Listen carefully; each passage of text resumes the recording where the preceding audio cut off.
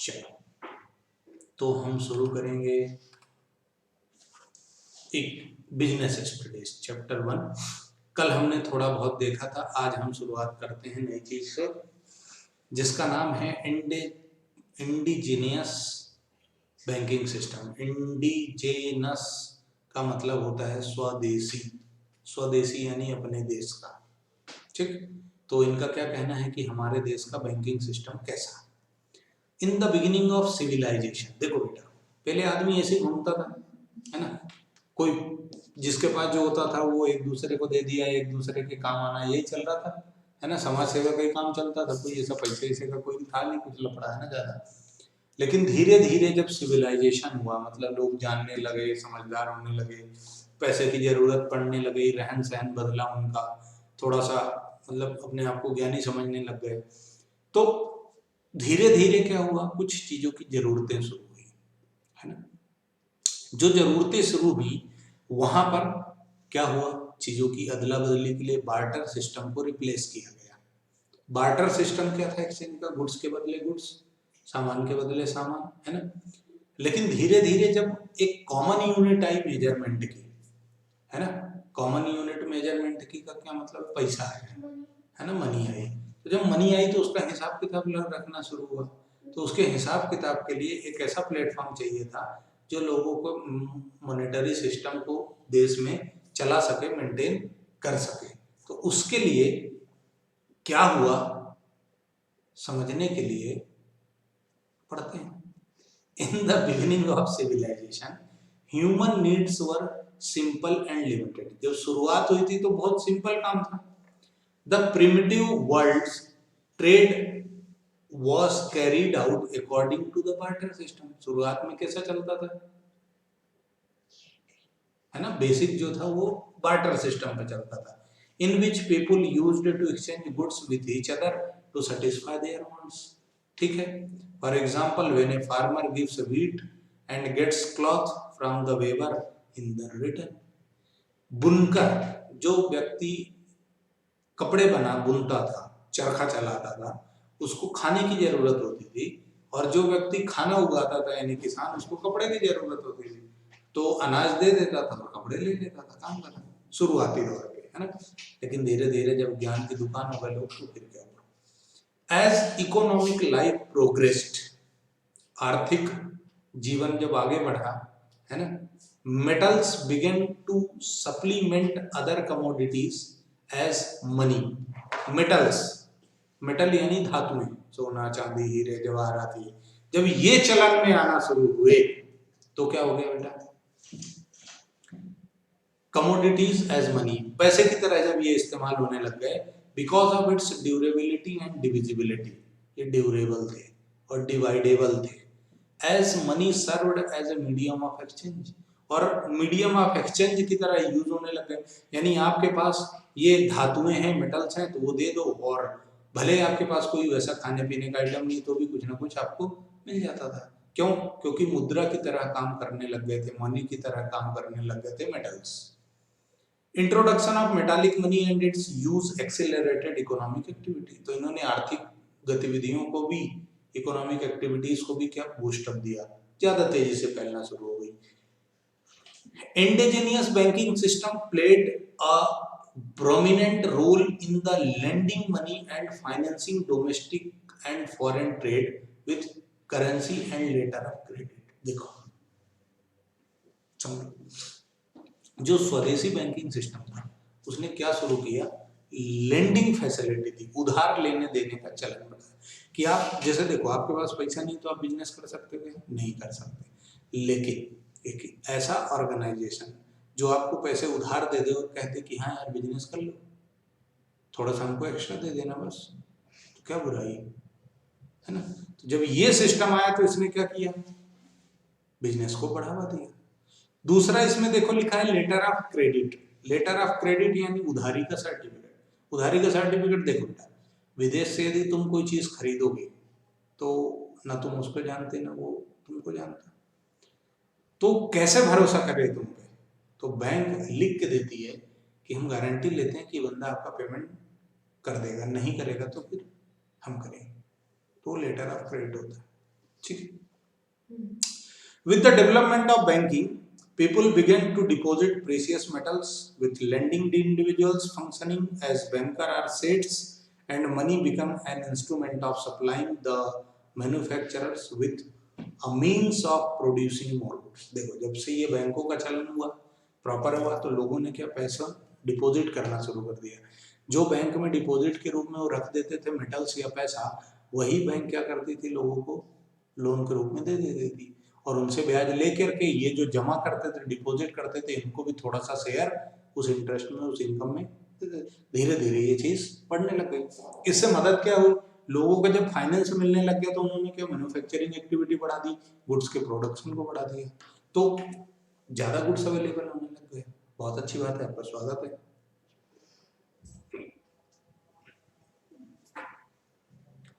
कचौरी का खौफ। Documents such as हुंडी, चिट्टी, है ना, चिट्टी were in use for carrying out transactions in which money passed from hand to hand. पैसे का आदान प्रदान शुरू हो गया, हुंडी चलने लगी। हुंडी मतलब समझते हो क्या होता है? हुंडी नहीं समझते, समझो। हुंडी का मतलब क्या होता है कि एक कागज में लिख करके हम किसी को दे देते हैं प्रेम पत्र की तरह कि दादा यार ये जो पैसा है ना, इतना पैसा हम इससे लिया है या दिया है, तो वो हुंडी कहलाता है ना। पहले चलता था, नहीं चलता। पहले अपन लिख के दे देते थे कि ये 10 लाख रुपए हमने इनको दिए, इनने अपने से 5 लाख रुपए लिए, ऐसा लिख के और दोनों के साइन हो जाते थे, तो वो डॉक्यूमेंट क्या कहलाता था? हाँ, बट वो स्टाम्प पेपर उस जमाने में नहीं हुआ करते थे, तो वो क्या कहलाता था? हुंडी। चिट्ठी जिसको बोलते हैं, है ना, ठीक है। हुंडी is an unconditional order. Unconditional यानी उसमें कोई कंडीशन नहीं है।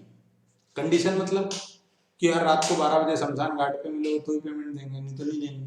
कोई कंडीशन नहीं होती। बारिश होगी तो देंगे, नहीं तो नहीं देंगे। बर्फ गिरेगी तो देंगे, नहीं, कोई कंडीशन नहीं होती, है ना। मर्डर कर दोगे तो ही देंगे, नहीं तो नहीं देंगे। Unconditional order in writing made by person directing another person to pay a certain sum of money to a person named in the order. यानी आप लिख के दे दो कि आप रमेश कुमार को इस तारीख को इतना पेमेंट दोगे, कोई कंडीशन नहीं लगाओगे कि रमेश कुमार शमशान घाट के बगल में आएंगे, जादू टोने करेंगे, टूट के तो ही पैसा देंगे, बारिश होगी तो देंगे, बिजली गिर जाएगी तो देंगे, नहीं तो नहीं देंगे। ऐसी कोई कंडीशन उसमें नहीं लिखी रहेगी। हाँ, बट जिस पर्सन का उसमें नाम लिखा रहेगा उस बंदे को आपको उतने दिन में उतने तारीख को पेमेंट देना रहेगा। क्या है बेटा? अनकंडीशनल है, पहली चीज। दूसरी चीज राइटिंग में है। तीसरी चीज सर्टेन पर्सन, फिक्स है कि इसी बंदे को देना जिसमें उसका नाम लिखा हुआ। फिक्स है, इतना ही पैसा देना जितना उसमें लिखा हुआ। डन? आगे बढ़ जाऊं? बहुत बढ़िया। Types of hundis practised by Indian merchant communities. ये बहुत इंपॉर्टेंट है, ध्यान रखना थोड़ा सा, है ना। टाइप्स ऑफ हुंडी। हुंडी के टाइप क्या थे? तो पहला दर्शनी हुंडी। दर्शन, दर्शन मतलब देखना, प्रभु के दर्शन होते हैं ना, है ना, प्रभु। ए हुंडी payable eight side is called दर्शनी हुंडी। It is negotiable and it is like a demand bill. It should be presented for payment within a reasonable time of its receipt by the holder। देखो बेटा, आज तो तुमने लिख के दे दिया। दर्शनी, दर्शन मतलब जिसको देखना, जब उसको प्रेजेंट करोगे तभी पेमेंट होगा। जब उसको सामने लेके आओगे, अगला देखेगा कि हाँ प्रेम पत्र सही लिखा है यार, इनने कोई ऐसा नकली नहीं है, तो ही पेमेंट होगा। उसके बाद रिजनेबल टाइम में प्रेजेंट करना पड़ेगा। रिजनेबल टाइम मतलब 2-4 दिन का जो समय दिया है उसके अंदर उसको प्रेजेंट करना पड़ेगा, ठीक है। उसके बाद मुद्दती, मुद्दत मतलब टाइम, समय। मैदी हुंडी। It is one which is payable after a specified period of time like a time bill। देखो बेटा, मुद्दती हुंडी मतलब जिसमें फिक्स है, 1 महीने बाद लेके आना, 2 महीने बाद लेके आना, तो मुद्दती हुंडी है जिसमें कोई टाइम है। दर्शनी मतलब जो प्रेजेंट करोगे तब पेमेंट होगा, दिखाओगे तब पेमेंट होगा। मुद्दती मतलब एक फिक्स टाइम दे दिया, 1 महीने बाद आ जाना है यार, तुम मुंह ऊँट के माफिक मुंह उठा के पहले ही मत आ जाना, ये डेट है, इस डेट को ही आना, बराबर। सहयोग हुंडी, सहयोग हुंडी मतलब this is a hundi made payable only to a shah. Shah मतलब a person, a respectable person of financial worth and substance in the market, यानी बाजार में जिसका नाम चलता हो, रिस्पेक्ट हो जिसकी, उसको शाह, है ना। तो सिर्फ उसी को पेमेंट मिलेगा। मतलब क्या होता है, जैसे सुनो, तुमने एक सेठ से पैसा ले लिया, तुमको पैसा देना है, तुम्हारे पास है नहीं, तो तुम किसी और के पास चलेगा, कटोरा लिख, बोले लिख दो यार इसमें, है ना, और ये राजा साहब को पेमेंट दे देना, ठीक है, ये इनको पेमेंट दे देना। सहयोग हुंडी, सहयोग हुंडी, बराबर है। नामजोग हुंडी, it is a hundi payable to the party named in the hundi or is in order, जिसका नाम लिखा होगा उसी को पढ़ देंगे, तो नामजोग। धनी जोग, सिर्फ मालिक को पैसा मिलेगा, जो ओनर होगा उस हुंडी का उसी को पैसा मिलेगा। जोखमी हुंडी, जोखम यानी रिस्क, है ना, इश्क है तो रिस्क है, कि रिस्क है तो इश्क, जो भी है dialogue. The term jokhmi has been derived from the Hindi word jokhim, जोखिम यानी risk. Such a hundi is usually drawn against goods shipped on a vessel and implies a certain risk। अरे जहाज से पानी में एक देश से दूसरे देश में सामान भेजा, पुराने जमाने की बात चल रही है, आज की नहीं है। आज के डेट में हुंडी बैंड है, बैन है हुंडी पे, है ना, हुंडी ट्रेड नहीं होती अब, हुंडी पे कोई बिजनेस नहीं होते, बराबर है। डन, नॉलेज की चीज है, बहुत बढ़िया है, ठीक है। तो जोखमी हुंडी मतलब रिस्क, आपने जहाज से गुड्स भेजा तो उसमें यदि कोई रिस्क है, सेफ करने के लिए कि हाँ यार कोई नुकसान हो गया तो उसकी भरपाई हम कर देंगे। जवाबी हुंडी, जवाब देना मतलब reply. A hundi which is in the form of letter और रिकमेंडेशन, आपने रिकमेंडेशन किसी रेफरेंस दे दिया यार मैंने, ऐसा होता है ना, तुम वहां चले जाओ, मेरा नाम बोल देना, ले लेना, ऐसा होता है ना। तो ऐसी किसी ने हुंडी लिख के दे दी, जिक्री हुंडी। This is a hundi accepted for honour in writing on a zikri chit, letter of protection, जहां पर गारंटीड लेटर हो तो वो जिक्री हुंडी। फरमान जो हुंडी, फरमान जारी करते हैं ना, आदेश जारी करता है, ऑर्डर दे देते हैं कि ठीक, तो यहाँ से हुंडी का काम खत्म हो गया। इकोनॉमिक एक्टिविटी का अब हम आगे पढ़ेंगे, तब तक के लिए आपका धन्यवाद।